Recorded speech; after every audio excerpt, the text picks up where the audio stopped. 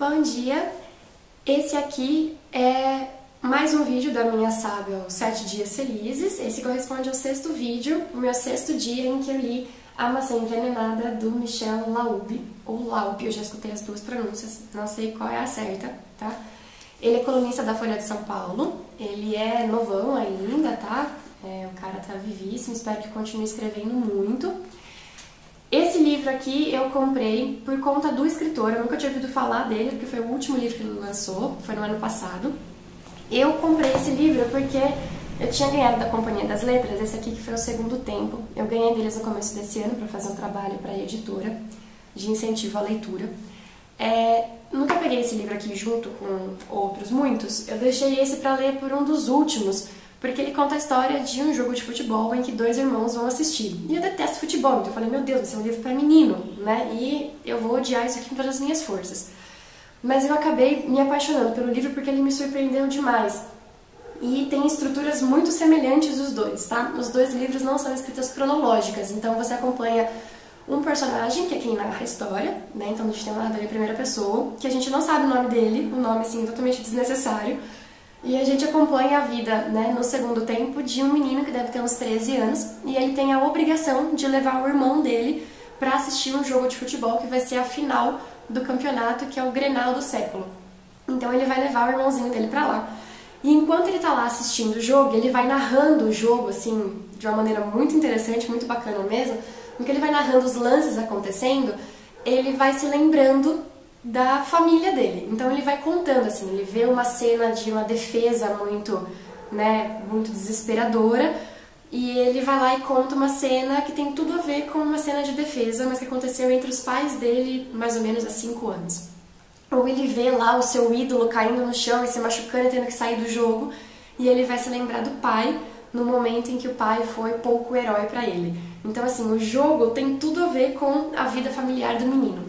E você entende aos poucos na leitura do livro de que ele está no jogo de futebol porque ele foi obrigado, né, por uma questão de cuidar do irmão mais novo, porque alguma coisa muito ruim aconteceu na casa dele aquele dia.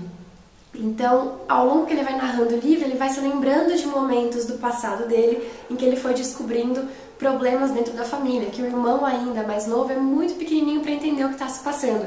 E é esse irmão mais velho que vai ter que contar para o irmão os problemas que estão na família dele, que vai estourar uma bomba assim naquele dia quando eles voltarem para casa. Então, o pai incumbiu o irmão mais velho de contar para o mais novo que a família dele vai ser destruída.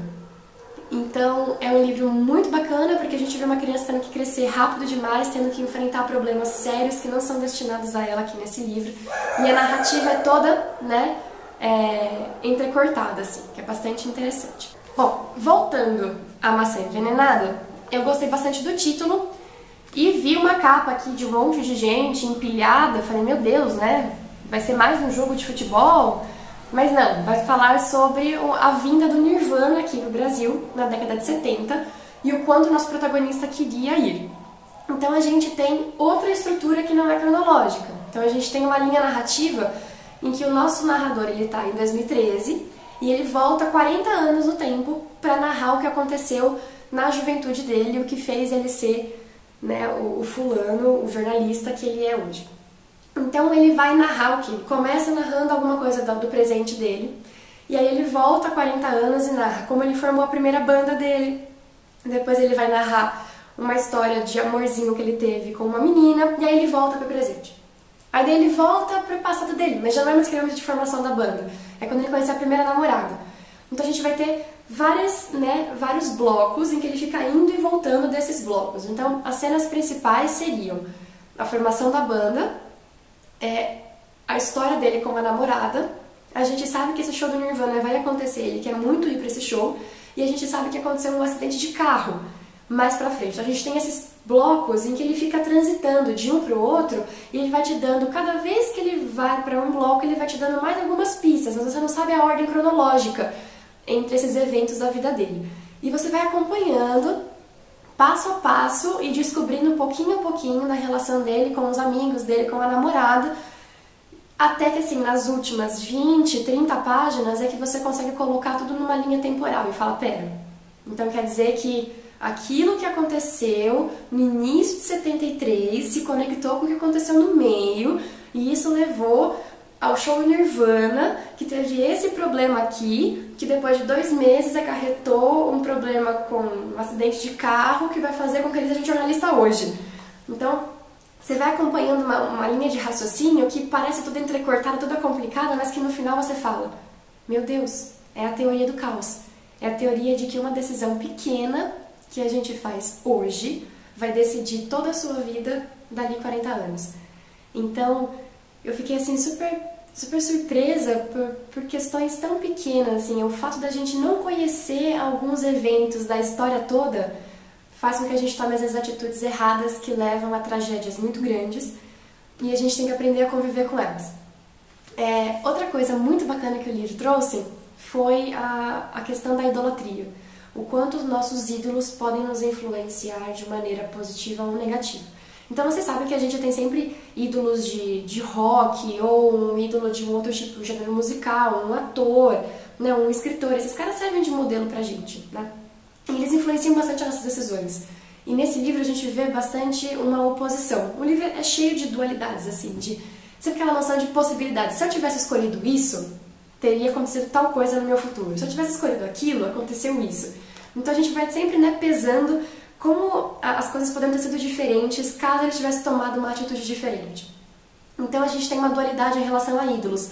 Ele vai também alternar essa narrativa, que já é super entrecortada, com a história do Kurt Cobain, que é o vocalista, que era o vocalista do Nirvana, que, né, se matou.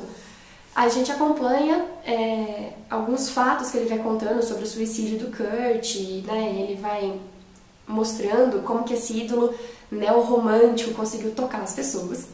E do outro lado ele cita uma escritora de Ruanda, que ele fez uma entrevista com ela há 40 anos lá, né, quando ele está no presente dele, ele acabou de fazer uma entrevista com essa moça que sobreviveu ao massacre entre as duas etnias que disputam o território de Ruanda depois da independência. Então ele mostra como essa moça, essa escritora que ele entrevistou, lutou para sobreviver quando ela não tinha nada, porque ela perdeu a família inteira dela, enquanto que o Kurt Cobain, que tinha tudo, decide se matar. E ele começa a mostrar como esses dois ídolos tiveram papéis diferentes na vida dele. Então, na vida quando ele era jovem, que era o Kurt, e agora que ele é velho, essa escritora. Então ele vai mostrando, né, e tanto que a namorada dele seguiria um, e ele seguiria o outro ídolo. Ele também entra numa dualidade em relação à questão de doenças físicas e psicológicas. Ele faz uma pergunta muito tensa no livro, que até hoje eu estou pensando assim, o que é que eu escolheria? Ele faz uma pergunta sobre o que você preferiria, ter uma doença física ou uma doença psicológica se elas estivessem no mesmo nível de gravidade, né? Então, você escolheria, por exemplo, um câncer, né, no pulmão, ou um câncer nos ossos, que é extremamente doloroso, ou você preferiria ter uma depressão aguda, que você tem vontade de se matar todos os dias e você é extremamente infeliz? O que você preferiria, ser esquizofrênico ou tetraplégico? Então, ele impõe essa dúvida e você fala, putz, o que é menos pior, né? E eu tô até agora pensando nisso, porque é isso que ele vai debater aqui. A gente tem uma personagem que tem conflitos psicológicos muito intensos, que a gente só vai chegar, né, a essa conclusão lá no final, e a gente tem nosso protagonista sofrendo momentaneamente um período de deficiência física. E você vê como ele e a namorada, portanto, são completamente opostos, né? Tudo que ela idolatra, ele não. Tudo que ela vai sentir, ele sente de maneira física. Então a gente tem essa dualidade muito grande no livro todo, e que ela só vai fazer sentido, na verdade, lá no final, né, quando as ocorrências, né, vão finalmente tomar o seu lugar. Bom, uma coisa que eu achei muito interessante foi a escolha do título. O Maçã Envenenada faz referência ao mito bíblico da expulsão, da queda do Éden, que é quando Eva e Adão cometem o pecado de comer o fruto proibido, que seria a maçã. E esse fruto, em algumas teorias, significa o pecado físico, né, como se Adão e Eva tivessem tido um relacionamento carnal, que, né, não era permitido, ou como se foi a noção do conhecimento, como aquela árvore desse o conhecimento que Deus tinha e que era negado a Adão e Eva. E ao comerem o fruto, eles teriam todo o conhecimento de Deus. Só que ao mesmo tempo, para ter o conhecimento, eles teriam que sofrer, porque eles são expulsos do paraíso, do jardim do Éden. Então ele trabalha com essa noção de que ter o conhecimento sobre a vida, ou seja, evoluir, se desenvolver, né? Ser uma pessoa mais consciente das coisas que estão ao seu redor, tudo isso tem um preço. Então, o nosso envelhecimento, a gente sai de uma adolescência de 18 anos, loucura, para de repente chegar numa idade madura, em que você entende as coisas à sua volta, você vai ter que pagar um preço muito sério. E esse preço é o sofrimento. Então, o conhecimento, ele custa caro. Então, a gente vê isso na escola, que a gente sofre para conseguir passar de ano, pra gente conseguir entrar no vestibular, e depois terminar a faculdade, aí pra conseguir o mestrado. Gente, pra ser inteligente e ser intelectual nesse mundo é muito difícil, né? Os caminhos são muito complicados pra gente chegar lá. Nada facilita, né? E esse cara vai mostrar que não é apenas o conhecimento escolar, mas é o conhecimento sobre si mesmo, sobre a própria vida. Porque só 40 anos depois, fazendo entrevista com essa mulher de Ruanda, é que ele vai conseguir parar pra pensar o quanto as decisões dele, quando ele tinha 18 anos, fizeram o que ele é hoje. Então parece que ele tem assim um momento de enlightening. Ele de repente começa a enxergar o mundo e ver tudo no que ele se transformou. Mas ter o conhecimento do que ele é hoje, de que a culpa dele ser isso é totalmente dele, faz com que ele se sinta muito mal. Ele vai sofrer com isso e é por isso que ele narra essa história pra gente. Então, o livro é muito forte, mas é um livro muito bonito e eu tô pensando em muitas questões. Eu coloquei no blog lá muitas questões já no primeiro parágrafo que eu estou pensando. Se você ler o livro, quer vir comentar comigo, tentar resolver algumas delas, eu ficaria bastante feliz se você fizesse isso.